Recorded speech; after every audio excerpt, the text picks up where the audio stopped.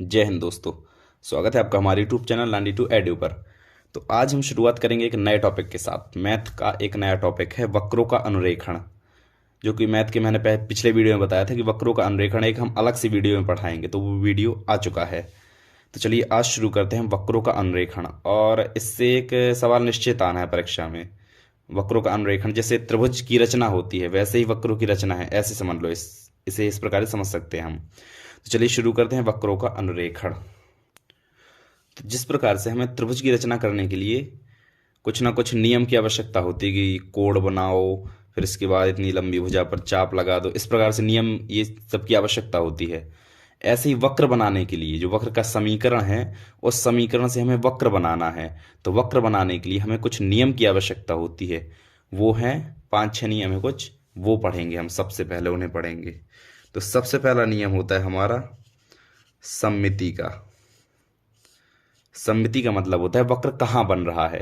अगर एक्स अक्ष में सममिति है, अब बता रहा हूँ सममिति कैसे निकलेगी। सबसे पहले सुन लो कि अगर एक्स अक्ष पर सममिति है तो वक्र एक्स अक्ष पर बन रहा है, मतलब जैसे ये है हमारा, तो वक्र यहाँ कहीं ऐसे कहीं बन रहा है। और अगर वाई अक्ष पर सममिति है तो वक्र हमारा ऊपर साइड कहीं ऐसे बन रहा है। मतलब सममिति बताती है कि वक्र बन कहाँ रहा है। हाँ, और चलिए शुरू करते हैं। तो सममिति में कुछ होते हैं, तीन तीन पॉइंट्स होते हैं कि अगर मान लो हमारा समीकरण हुआ एक्स स्क्वायर बराबर Y square A minus Y, ऐसा कुछ हुआ समीकरण। तो इसमें मान लो जिस समीकरण में एक्स की घात सम होती है, या फिर जिस समीकरण में एक्स को माइनस एक्स से रिप्लेस हम कर दें, तो हमारे समीकरण में कोई परिवर्तन नहीं आता। अब देखो यहाँ पर इसे x को माइनस एक्स रख दो तो माइनस एक्स की पावर होल स्क्वायर, तो इसे एक्स स्क्वायर बन जाना है सेम। मतलब यहाँ पर कोई परिवर्तन नहीं आना। अगर हम इसमें x की जगह माइनस एक्स रख दें तो हमारा वक्र का जो इक्वेशन है, समीकरण है, वो सेम का सेम रहता है। तो अगर ऐसी कंडीशन बन जाए तो हमारा वक्र बनेगा y अक्ष पर। ध्यान से सुन लो, अगर x की जगह हम माइनस एक्स रख दें और वक्र सेम रहे हमारा, तो हमारा वक्र बनेगा y अक्ष पर। ठीक है। तो पहला नियम हमारा हुआ कि x को हम अगर हम माइनस एक्स से रिप्लेस कर दें तो हमारा वक्र बनेगा y अक्ष पर। यह हुआ हमारा सबसे पहला नियम, सममिति के सबसे पहला पॉइंट। अब हैं और पॉइंट्स। अब अगर हम x को माइनस एक्स से हटाओ, अब अगर वाई स्क्वायर बराबर x square A minus Y, ऐसा कुछ हुआ समीकरण। यहाँ पर ए माइनस एक्स लिखो, यहाँ पर ए माइनस एक्स, यहाँ पर एक्स की घात तो विषम हो गई, एक्स की पावर 3 आ जाएगा, गुणा करेंगे तो एक्स की पावर विषम है लेकिन वाई की पावर सम है। मतलब अगर हम वाई को माइनस वाई से रिप्लेस कर दें तो हमारा वक्र का जो इक्वेशन होता है बिल्कुल सेम रहेगा। मतलब जब भी हम y को माइनस वाई से रिप्लेस करते हैं तो हमारा वक्र बनता है x अक्ष पर। ऐसे जब हम आगे सवाल कुछ सॉल्व करेंगे तब आपको अच्छे समझ में आएगा। अभी आप इन नियम को बस ध्यान में रखते जाइए, क्योंकि नियम इसके बहुत इंपॉर्टेंट है। अगर जो परीक्षा में आपने नियम, जैसे कोई इक्वेशन दे दिया वक्र की रचना करो, वक्र का अनुरेखण करो, तो आपने नियम अच्छे से लिख दिए। अगर ये जो बता रहा हूँ वो नियम नहीं, जो उसमें जो नियम लग रहे हैं कि कहाँ सम्मित है और बाकी काफ़ी सारे नियम हैं, तो अगर वो नियम बस लिख दिए तो भी आपका 1 या आधा नंबर ही कटेगा, क्योंकि चित्र का आपको मिलता है 1 या आधा नंबर। तो ये हो गया हमारा सममिति का दूसरा। अब चला तीसरा। सममिति की तीसरे में देखो क्या होता है। सममिति की तीसरे में दोनों घातें हो सकती है हमारी सम, जैसे Y square equal to x square. हाँ, इसी को मान लो, चलो Y square equal to x square. X को माइनस एक्स से कर दें और वाई को माइनस वाई से कर दें, माइनस एक्स से वाई को माइनस वाई से रिप्लेस कर दें, तो हमारा इक्वेशन सेम रहता है। तो ऐसी कंडीशन में हमारा दोनों अक्षों के परतब विपरीत चतुर्थांशों में बनता है। मतलब जैसे अगर कोई हमारा वक्र इस प्रकार से बन रहा है तो वो इस तरफ भी ऐसे बनेगा, इस प्रकार से बनेगा हमारा वक्र। ये होता है दोनों अक्षों के परतब विपरीत चतुर्थांशों में बनना। तो यदि x को माइनस एक्स से और y को माइनस वाई से रिप्लेस कर दें तो वक्र हमारा दोनों अक्षों में बनता है। बस इतना। ये हुई हमारे सममिति के नियम ये पहला नियम है सममिति का, मतलब हमारा वक्र बनना कहाँ है सबसे पहले हम ये जानते हैं। अब है हमारा दूसरा नियम। तो दूसरा पॉइंट जाने से पहले एक छूट रहा है हमारा कि चौथा भी होता है सममिति का। चौथा होता है हमारा कि यदि कोई इक्वेशन है जैसे Y cube plus X cube equal to 3aXy, तो इसमें अगर हम एक्स को वाई से रिप्लेस कर दें और वाई को एक्स से रिप्लेस कर दें तो हमारा इक्वेशन सेम रहता है। अगर ये कंडीशन हमारी बन जाए तो हमारा वक्र y बराबर x के परता सममित होगा, मतलब कहीं ऐसी कुछ रेखा होती है तो इसके परता इसमें आसपास कहीं बनेगा हमारा वक्र। हाँ, तो ये हुए हमारी सममिति के पूरे पॉइंट्स। अब है हमारा दूसरा मूल बिंदु, ओरिजिन, मूल बिंदु कि मतलब हमारा वक्र मूल बिंदु से जाता है कि नहीं जाता, और अगर जाता है तो उसके लिए स्पर्शरेखा। तो इसके लिए सबसे पहले हम x बराबर 0 और y बराबर 0, जो भी हमारा इक्वेशन होगा वक्र का जो दिया होगा उसमें हम x बराबर 0 और y बराबर 0 रखेंगे। यदि x बराबर 0 y बराबर 0 रखने पर हमारा वक्र का समीकरण 0 हो जाता है, इक्वेशन इक्वल टू 0, तो हम समझ जाएंगे कि हमारा वक्र मूल बिंदु से होकर जाता है। मतलब जैसे अगर वक्र बनाएंगे कई वक्र ऐसा कुछ बन जाएगा, लेकिन जब हमारा x बराबर 0 y बराबर 0 रखने पर इक्वेशन 0 हो जाता है तो वक्र कहीं मूल बिंदु से होकर जाएगा, ऐसे कुछ ही बन जाएगा लेकिन मूल बिंदु से होकर जाएगा। तो ये हुआ मूल बिंदु।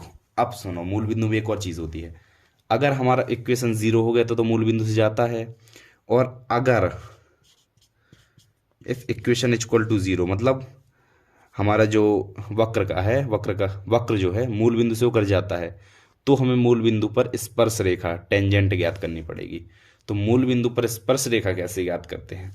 मूल बिंदु पर स्पर्श रेखा ज्ञात करने के लिए मूल बिंदु स्पर्श रेखा ज्ञात करने के लिए सबसे छोटी घात को हम 0 के बराबर लिखते हैं। ध्यान सुन लो, सबसे छोटी घात 0 के बराबर हम लिखते हैं। अब देखो सबसे छोटी घात कैसे 0 के बराबर, थोड़ी एक एग्जांपल देके आपको बता रहा हूं मैं। जैसे हमारा बना Y square A minus X equal to x square A minus Y, ऐसा कुछ हमारा इक्वेशन दिया है। चलो अब इसमें हमें अंदर गुणा किया तो Y square A minus X Y square equal to A x square minus Y X square, ऐसा कुछ ऐसे इस तरफ ले आए। नहीं अभी ना लाओ, अब देखो ऐसी डायरेक्ट देख लो। इसमें कितनी है घात? 2 है, चर की घात देखना है हमें। इसमें चर की घात 3 है, एक इसकी 2 इसकी, इसमें 2 है, इसमें 3 है। मतलब सबसे छोटी घात, बताया ना कि मूल बिंदु पर स्पर्श रेखा ज्ञात करने के लिए सबसे छोटी घात को 0 के बराबर लेते हैं। तो ये और ये सबसे छोटी घातें हैं, 2 2 है ना इनकी घात। अगर कोई एक वाली होती तो इसे ले लेते, इन दोनों को छोड़ देते, लेकिन इन दोनों की घात 2 2 है तो इन दोनों को लेंगे हम। वाई स्क्वायर ए, इसे इसका पक्षांतर ए एक्स स्क्वायर इक्वल टू 0, इस प्रकार से हम लेते हैं, ऐसे हमें लेना है। अब y square a equal to A x square, तो Y square equal to x square, तो y equal to plus minus x. ये हो गई हमारी स्पर्श रेखा। इस प्रकार से अभी हम आगे निकालेंगे स्पर्श रेखाएं और फिर देखेंगे। स्पर्श रेखा मतलब जब हमारा वक्र बनेगा, जैसे ये हमारी ये हो गई वाई, ये हो गई वाई बराबर एक्स, ये होगी वाई बराबर माइनस एक्स, तो हमारा वक्र इनको केवल टच करेगा। स्पर्श रेखा जिसको वक्र केवल टच करे, उसको क्रॉस ना करे, ये कहलाती हमारी स्पर्श रेखाएं। तो इसका सिंपल सा है मूल बिंदु का कि x बराबर 0 y बराबर 0 पर अगर हमारा इक्वेशन 0 हो जाए तो वक्र हमारा मूल बिंदु से होकर जाता है, अगर 0 ना हो तो वक्र मूल बिंदु से होकर नहीं जाता। और अगर मूल बिंदु से होकर जाता है तो फिर हमें उसके लिए मूल बिंदु पर स्पर्श रेखा मतलब टेंजेंट ज्ञात करना पड़ेगा। और स्पर्श रेखा ज्ञात करने के लिए हमें सबसे छोटी घात को 0 के बराबर लिखना है। तो ये हुआ हमारा मूल बिंदु का। अब तीसरा, ये वीडियो हमारी काफ़ी लंबी बन जाएगी, लेकिन पूरा वक्रों का जो अन्रेखण वाला पूरा टॉपिक है एक बार में पूरा ख़त्म हो जाएगा, तो इसको पूरा देखिए आप। और तीसरा है हमारा अक्षों से प्रतिच्छेदन।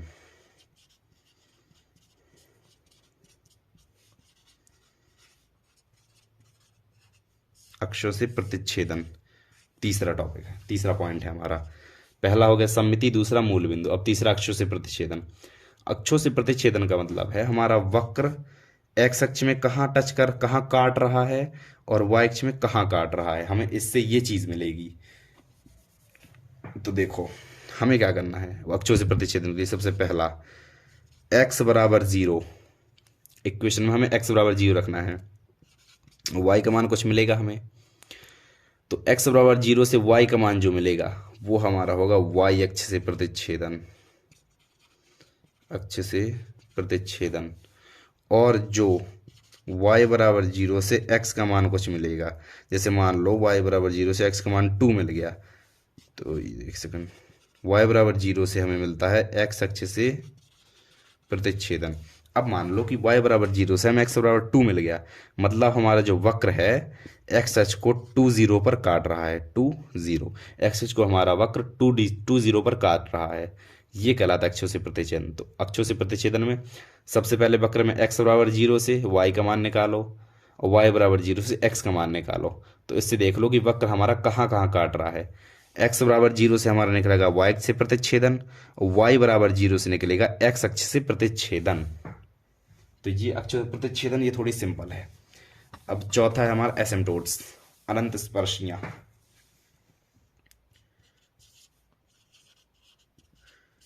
अनंत स्पर्शियां, हालांकि अनंत स्पर्शियों का एक अलग से है, एक अलग सी यूनिट है उसकी, तो वो हम अनंत स्पर्शियां विस्तार से बताएंगे एक उसमें। इसमें तो सिर्फ इसमें छोटा सा मेथड लगता है अनंत स्पर्शियों का, लेकिन उसमें अनंत स्पर्शी जैसे बड़ी बड़ी इक्वेशंस है तो उसकी अनंत स्पर्शियां कैसे निकालेंगे उसमें, तो वो हमारा एक अलग से वीडियो रहेगा।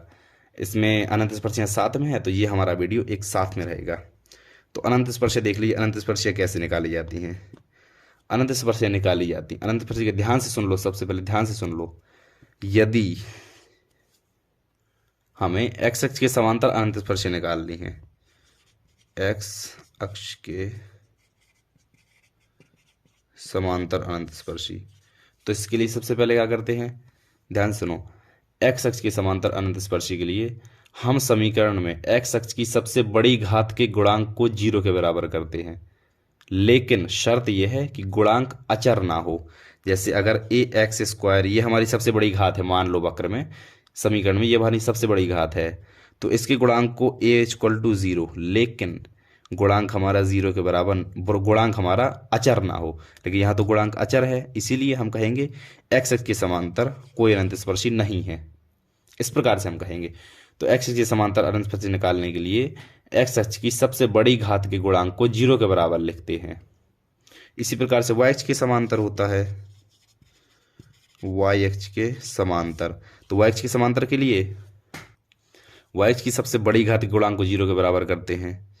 ये भी ठीक ठाक है, वाई अक्ष की सबसे बड़ी घात के गुणांक को 0 के बराबर करते हैं। अब जैसे मान लो आ गया एक्स वाई स्क्वायर, तो इसका गुणांक क्या है, अचर है, इसका गुणांक अचर है, तो x इक्वल टू 0 के बराबर। तो हमारी एसिम्प्टोट से क्या होगी, x इक्वल टू 0, ये होगी हमारे एसिम्प्टोट, मतलब y अक्ष, x इक्वल टू 0 मतलब y अक्ष। तो हमारा वक्र एसिम्प्टोट्स देखो होती क्या है, अब पहले एसिम्प्टोट्स को निकालना तो बता दिया, लेकिन होती क्या है एसिम्प्टोट्स। अगर हमारा वक्र की एसिम्प्टोट्स है x इक्वल टू 0 मतलब y अक्ष है, ये हमारी एसिम्प्टोट्स हो गई, वक्र की अनंत स्पर्शी हो गई। इसका मतलब होता है वक्र हमारा इसे कहीं नहीं काटेगा, और एक और चीज अनंत में काटेगा। जैसे अगर हमारा वक्र ऐसे ऐसे बन रहा है ऐसे, तो इस प्रकार से हमारा वक्र ऐसे बन जाएगा, मतलब इसी के समांतर चला जाएगा। अनंत स्पर्शी में हमें वक्र जैसे यहाँ कहीं भी बन रहा है तो इसके समांतर भेजनी पड़ेगी। अनंत स्पर्शी इस प्रकार से होती है कि वह वक्र के समांतर जाती हो और अनंत पर कहीं काटती है, ये होती है हमारी अनंत स्पर्शियां। तो अनंत स्पर्श हो गई, टॉपिक खत्म हुआ। अब चौथा नहीं, पांचवा है हमारा, पांचवा पॉइंट है हमारा विशिष्ट बिंदु। विशिष्ट बिंदु के लिए हम क्या करते हैं, ध्यान से सुनो। विशिष्ट बिंदु के लिए हम निकालते हैं सबसे पहले dy by D x. dy by D x मतलब अवकलन, एकांक प्रथम अवकलन उसका। अब जैसे हमारे पास कोई इक्वेशन दी है Y square equal to X cube, ऐसी कोई इक्वेशन दी है, मतलब वाई इक्वल टू एक्स की पावर 3/2, अभी प्लस माइनस नहीं ले रहे हम, y इक्वल टू एक्स की पावर 3/2। अब हमें निकाला dy बाई डी एक्स, तो dy by D X 3/2 X की पावर 1/2 ये आ जाएगा। D Y by D X प्रथम अवकलन इतना आ जाएगा। अब D Y by D X निकल गया। अब हम निकालते हैं कि D Y by D X X के किस मान के लिए ज़ीरो है। तो माना D Y by D X equal to zero, तो एक्स इक्वल टू कुछ ना कुछ एक्स का मान निकलेगा। अब एक्स का मान हमने देखा कि एक्स का मान ज़ीरो आया। एक्स के मान की ज़ीरो के लिए D Y by D X की वैल्यू ज़ीरो है। मतलब विशिष्ट बिंदु क्या हो गया? विशिष्ट बिंदु हो गया एक्स बराबर जीरो पर वाई बराबर जीरो है, तो विशिष्ट बिंदु हमारा 0 0 हो गया। मतलब सबसे पहले हम निकालते हैं d Y by D x, और D Y by D x को 0 के बराबर लिखते हैं और एक्स की वैल्यू निकालते हैं। फिर D Y by D x को इन्फिनिटी के बराबर लिखते हैं और फिर एक्स की वैल्यू निकालते हैं। इसमें भी एक्स की वैल्यू इन्फिनिटी निकलेगी। तो यहाँ पर ये विशिष्ट बिंदु इन्फिनिटी इन्फिनिटी हो जाएगा, अनंत अनंत हो जाएगा। मतलब D Y by D X निकालने के बाद D Y by D x को 0 के बराबर लिखते हैं, एक्स का मान निकालते हैं, और D Y by D x को अनंत के बराबर लिखते हैं, फिर एक्स का मान निकालते हैं, तो हमें विशिष्ट बिंदु मिल जाते हैं। लेकिन विशिष्ट बिंदु का उतना कुछ मतलब नहीं है निकालने का। तो निकालना हो निकालो, ना निकालना हो ना निकालो, उतना ज़्यादा उपयोग नहीं विशिष्ट बिंदु का। इसके बाद है क्षेत्र, उसका उपयोग है, क्योंकि क्षेत्र से हमें पता चलता है कि वक्र हमारा किस कंडीशन पर कैसा है। तो हमारा छठवां है क्षेत्र। क्षेत्र में आपको 2-3 चीज़ों का ध्यान रखना है। क्षेत्र में 2-3 चीज़ें, जैसे सबसे पहली बात तो अगर संभव हो सके, अगर निकालना संभव हो तो y बराबर x के पदों में कुछ मान निकालो। y का मान निकाल लो x के पदों में। y इस तरफ ना रहे, इस तरफ पूरे x इस तरफ रहें। तो y का मान जब निकालेंगे तब कुछ बटे में, कुछ गुणे में, कुछ ना कुछ तो आएगा, ना भी आएगा, ऐसा कुछ ज़रूरी नहीं कि आएगा। तो हमें y का मान अगर संभव हो तो x के पदों में निकालना है, सबसे पहली बात। फिर देखना है कि x के किस मान के लिए y हमारा 0 है, x के किस मान के लिए y हमारा अनंत है, और x के किस मान के लिए y हमारा इमेजिनरी है, मतलब अधिकल्पित है। अधिकल्पित क्या होता है? जब रूट में -1 आता है। ये क्लास 11th में शायद रूट -1 इक्वल टू आयोटा। तो जब हमारा रूट में, मतलब रूट में कोई भी संख्या हमारी माइनस में आ जाए तो वो संख्या हमारी अधिकल्पित, इमेजिनरी या फिर अवास्तविक कहलाती है। तो इसे अभी हटाओ। तो हमें क्षेत्र में देखना है y का मान निकाल के, फिर देखना है x के किस मान के लिए y 0 है, x के किस मान के लिए y इन्फिनिटी है, और x के किस मान के लिए y अधिकल्पित है। हमें 3 चीज़ें निकालना है। फिर जब हमें तीनों चीज़ें मिल जाएंगी फिर हम वक्र खींच देंगे। अब ये आपको वक्र खींचना सवाल में पता चलेगा। ये तो कि हमारे कार्तीय समीकरण के लिए वक्र कैसे खींचे जाते हैं। अब हम आगे कार्तीय समीकरण, अभी तो कार्तीय समीकरण वाले हुए, अब आगे और हैं अभी। हाँ, तो अभी हमने पढ़ा है कार्तीय वक्रों के अनुरेखण। कार्तीय कहलाते हैं जिसमें एक्स वाई होता है, जिसमें एक्स वाई वो कार्तीय, जिसमें आर थीटा वो हो गए वक्र, वक्र नहीं ध्रुवीय, जिसमें एक्स वाई कार्तीय, आर थीटा ध्रुवीय। एक्स वाई कार्तीय, आर थीटा ध्रुवीय, ये लिख लीजिए, काम की चीज़ है।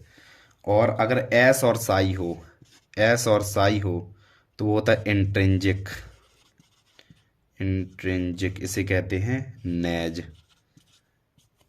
अगर एस और साई हो तो इंट्रिंजिक होता है। और एक्स वाई टी या फिर थीटा ये हो तो ये होता है हमारा प्राचलिक, प्राचलिक समीकरण, वक्र का प्राचलिक समीकरण या किसी का भी प्राचलिक समीकरण। और अगर आर और टी हो तो ये होता है हमारा पीडल, पीडल समीकरण। और आर व थीटा तो पोलर हो गया, ध्रुवीय, पोलर मतलब ध्रुवीय। तो ये कुछ काम की चीज़ें हैं, इसे आप लिख लीजिए कहीं ना कहीं। हाँ, तो चलिए एक्स वाई कार्तीय वाला हो गया। आपके में सिर्फ कार्तीय और ध्रुवीय ये 2 चीज़ें हैं। तो ध्रुवीय, अब हम बताएंगे ध्रुवीय वक्रों का अनुरेखण कैसे करते हैं, क्योंकि अभी हमने पढ़े हैं कार्तीय वक्रों के अनुरेखण के नियम। अब ध्रुवीय वक्रों के अनुरेखण के नियम, कार्तीय के तो होते हैं 6 नियम और ध्रुवीय के होते हैं 3 नियम। तो ध्रुवीय जल्दी समाप्त हो जाएगा हमारा। हाँ, तो इसका सबसे पहला वही है सममिति, ध्रुवीय के लिए भी सममिति है सबसे पहला। और ये जो वक्रों का अनुरेखण है ये आपको अभी नहीं, आगे की प्रश्नावली जो है 14 अध्याय में है शायद, क्योंकि वहाँ पर हमें क्षेत्रफल निकालना पड़ता है लेकिन लिमिट नहीं दी होती। इंटरसेक्स इंटीग्रेशन में हमें लिमिट नहीं दी होती और इंटीग्रेशन हमें करना पड़ता है, क्षेत्रफल निकालना पड़ता है। तो उसके लिए हम इससे लिमिट निकालते हैं, ये पिछला कार्ती वाला जो है उससे हम लिमिट निकालते हैं, उसमें लिमिट निकालते हैं अक्षों के प्रतिच्छेदन से। तो वो तो बात की बात है। तो सबसे पहले इसे देख लीजिए, ध्रुवीय वक्रों के लिए जो नियम होते हैं 3। तो सबसे पहला हुआ हमारा सममिति।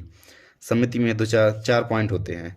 सबसे पहला, यदि थीटा को हम माइनस थीटा से बदल दें, हमारा कुछ जैसे r बराबर a1 प्लस कॉस थीटा, ये मान लो कोई इक्वेशन ऐसे दिया होगा वक्र का कि वक्र का अनुरेखण करो।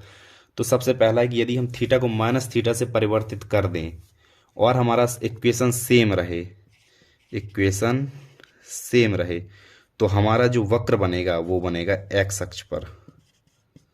पहला नियम कि यदि थीटा को माइनस थीटा से बदलने पर इक्वेशन से अपरिवर्तित रहता है, सेम रहता है, तो हमारा वक्र एक्स अक्ष पर बनेगा। अब दूसरा, यदि हम theta equal to pi by two हो, theta equal to pi by two नहीं, sorry, theta equal pi by two नहीं, थीटा को जब हम पाई माइनस थीटा से परिवर्तित करते हैं, यदि हम थीटा की जगह पाई माइनस थीटा रख दें और हमारा वक्र का जो समीकरण है वो सेम रहे, तो हमारा वक्र रहेगा एक्स अक्ष पर था। इक्वेशन सेम, तो हमारा एक्स नहीं वाई अक्ष पर था, हमारा रहेगा वाई अक्ष पर हमारा वक्र बनेगा। ये दूसरा नियम हुआ। पहला, थीटा को माइनस थीटा से तो एक्स अक्ष पर, और थीटा को पाई माइनस थीटा तो हमारा वाई अक्ष पर। अब तीसरा, जब थीटा को पाई बाय टू माइनस थीटा, जब थीटा को पाई बाय टू माइनस थीटा से हम बदलते हैं और हमारा इक्वेशन सेम रहता है, ये जब हम सवाल लगाएंगे तो आपको समझ में आएगा कि कैसे बदलना है हमें। तो जब हमारा इक्वेशन सेम होता है तो हमारा वक्र है y बराबर x पर, मतलब जो हमारा ये लाइन होती है इस लाइन पर हमारा वक्र बन रहा है। हाँ, तो ये हो गया, ये हुआ तीसरा नियम। और चौथा होता है, जब थीटा को हम 3 pi by two minus theta इससे बदल देते हैं और इक्वेशन इक्वल सेम रहता है, तो हमारा y बराबर माइनस एक्स पर वक्र रहता है, मतलब ये वाली जो हमारी रेखा इस पर वक्र बनेगा। तो ये देख लीजिए चार नियम। थीटा को माइनस थीटा से इक्वेशन सेम तो एक्स अक्ष पर, थीटा को पाई माइनस थीटा तो वाई अक्ष पर, थीटा को पाई बाय टू माइनस थीटा तो वाई अक्ष पर, और 3 पाई बाय टू माइनस थीटा तो ये वाई बराबर एक्स पर, और 3 पाई बाय टू माइनस थीटा तो वाई बराबर माइनस एक्स पर। अगर आप चाहें तो इसका स्क्रीनशॉट भी ले सकते हैं। अब दूसरा है हमारा, पहला सममिति हुआ, अब दूसरा है हमारा मूल बिंदु, मतलब जिसे ध्रुव भी इसमें कहते हैं, ध्रुव। तो मूल बिंदु में देखो, मूल बिंदु में कैसा होता है, यदि थीटा का मान कुछ है, अल्फा मान लिया, यदि थीटा का मान अल्फा है, मतलब थीटा के अल्फा मान के लिए r इक्वल टू 0, मतलब थीटा के किसी मान के लिए अगर r बराबर 0 आता है तो हमारा वक्र मूल बिंदु से होकर जाता है, और थीटा के जिस मान के लिए r 0 आता है वो हमारी होती है मूल बिंदु पर स्पर्श रेखा। तो हमारी टेंजेंट मूल बिंदु पर या फिर स्पर्श रेखा हमारी ये हो जाएगी मूल बिंदु पर, मतलब थीटा के जिस मान के लिए r 0 आता है, अगर किसी मान के लिए 0 आता है तो मूल बिंदु से जाती है, और जिस मान के लिए 0 आता है वो हमारी होती है मूल बिंदु पर स्पर्श रेखा। और अगर हमारे थीटा के किसी भी मान के लिए r 0 प्राप्त करना संभव नहीं है तो हमारा मूल बिंदु से नहीं जाता, बस। अब तीसरा है हमारा क्षेत्र, क्योंकि इसमें 3 ही होते हैं। तीसरा है हमारा क्षेत्र।